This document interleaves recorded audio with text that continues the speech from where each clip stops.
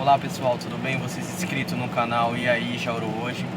Hoje eu vim fazer uma meditação pequena, falar sobre a lei e a graça, tá? A distinção uma da outra, embora as duas são ligadas, mas precisamos entender o real sentido da lei e o real sentido da graça, ok? O que é graça? Graça é um dom que Deus nos concedeu enviando o seu Filho para morrer na cruz do Calvário, para pagar o preço da lei, que é o seu caráter, que é imutável, tá?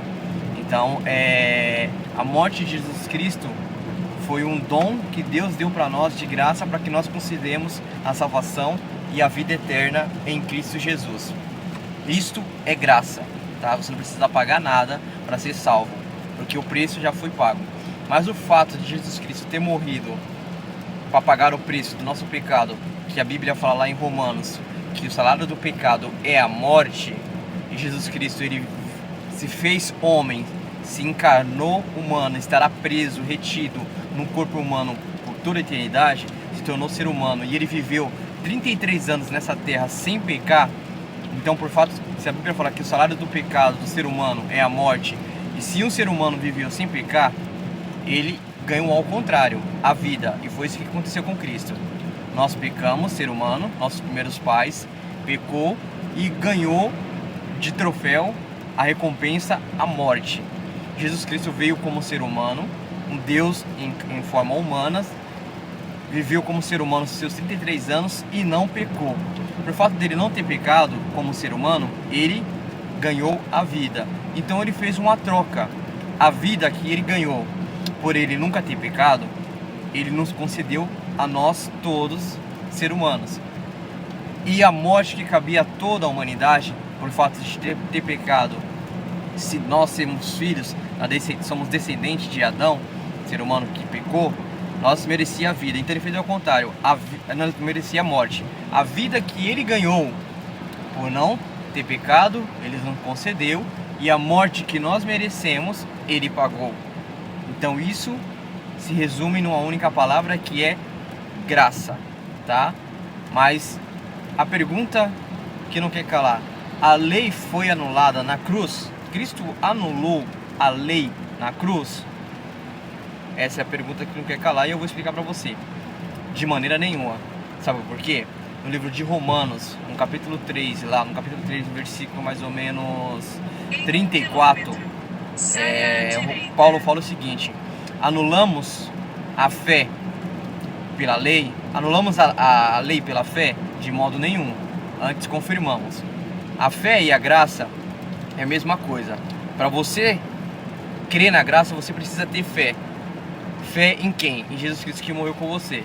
Então a lei e fé são palavras sinônimas dentro da Bíblia, ok? Mesma coisa, graça e fé. Você é salvo pela fé em Cristo Jesus, que morreu por você de graça, pela graça, não te cobrou nada, tá? Então Paulo fala: anulamos a lei pela fé? De modo nenhum, ok? Esse é o primeiro ponto. Esse é o primeiro ponto da meditação. A lei foi abolida? Também não. Você sabia que a Bíblia toda é importante para o ser humano, porque é um manual de procedimento para o ser humano?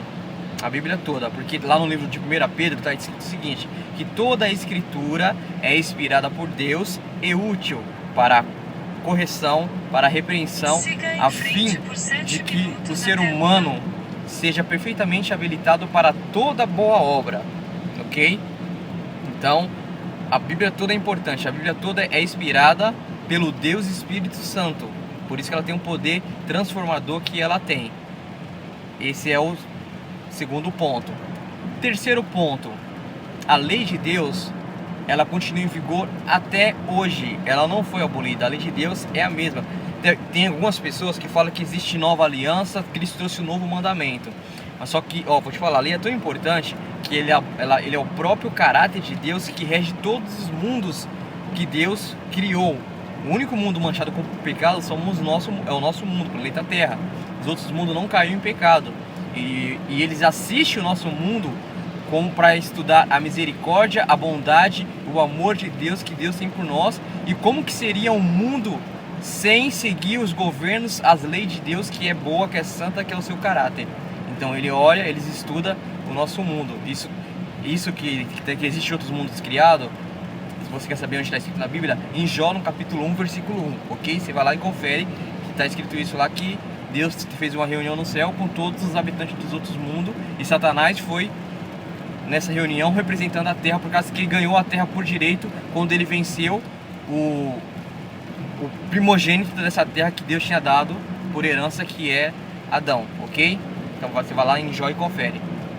Outro ponto crucial: Jesus, em Mateus, no capítulo 16, 17, 18, 19, 20 e 21, ele fala assim: não penseis vocês que eu vim para abolir a lei.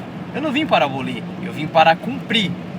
Porque em verdade te digo hoje, até que o céu e a terra se passe, não mudará nem o i, nem o tio da lei, até que tudo se cumpra. E qualquer um de vós que ensinar errado será considerado mínimo no reino dos céus, mas aquele que ensinar certo será considerado grande no reino do céu. Aí você me pergunta: Tom, vai ter diferença lá no céu? Um ser mais e outro ser menos? Não. Cristo citou a seguinte citação, essas palavras, para mostrar que você tem o seu livre-arbítrio de escolher o caminho certo e o caminho errado. Porque ele mesmo falou: há caminho que para o homem parece ser direito, mas no final vai dar em morte. Então, se você insistir no seu erro, você vai acabar se perdendo pelo seu próprio erro. A Bíblia fala que os perdidos será como a areia do mar. Voltando em outro foco, lá em João, no capítulo 14, quando Jesus começa a anunciar a sua morte e o que ia acontecer com ele na cruz, e no capítulo 14, no capítulo 15, no capítulo 16, no 17, que ele faz a oração por nós, ele fala assim: se vocês me amais, permaneceis no meu amor, assim como eu permaneço no amor do meu Pai. Essa foi a primeira palavra que ele falou. Depois ele falou assim: se guardares os meus mandamentos, permaneceis no meu amor, assim como eu tenho guardado o mandamento do meu Pai. Agora eu pergunto: o mandamento de Jesus é diferente do que o mandamento do Pai? Porque tem algumas pessoas que me param e falam: Tom, Jesus trouxe um novo mandamento, porque o mandamento é amar a Deus sobre todas as coisas e amar o seu próximo como a si mesmo. Mas se você pegar no pé da letra, você pegar os 10 mandamentos que foi escrito pelo próprio dedo de Deus, está escrito no livro de Êxodo, no capítulo 34, versículo 1, você vai ver que 4 mandamentos falam de amor a Deus e 6 de amor ao próximo. Então Jesus apenas resumiu. Tanto que quando ele foi abordado por um jovem rico, perguntando: Senhor, o que devo fazer para ele dar a vida eterna? Jesus falou assim: guarde os mandamentos e será salvo. Aí o menino falou assim: Senhor, mas isso eu faço desde a minha juventude: não matar, não roubar, honrar teu pai e tua mãe. E citou os mandamentos. Jesus falou assim: realmente você faz, porque Jesus conhece o coração, não tem como mentir para um Deus humano. E aí Jesus falou assim: dê tudo que tem e me segue. Ou seja, ele só faltava aceitar a graça, entendeu? Porque a lei ele já guardava, ele só faltava aceitar a graça, porque ninguém é salvo pela lei, você é salvo unicamente pela graça.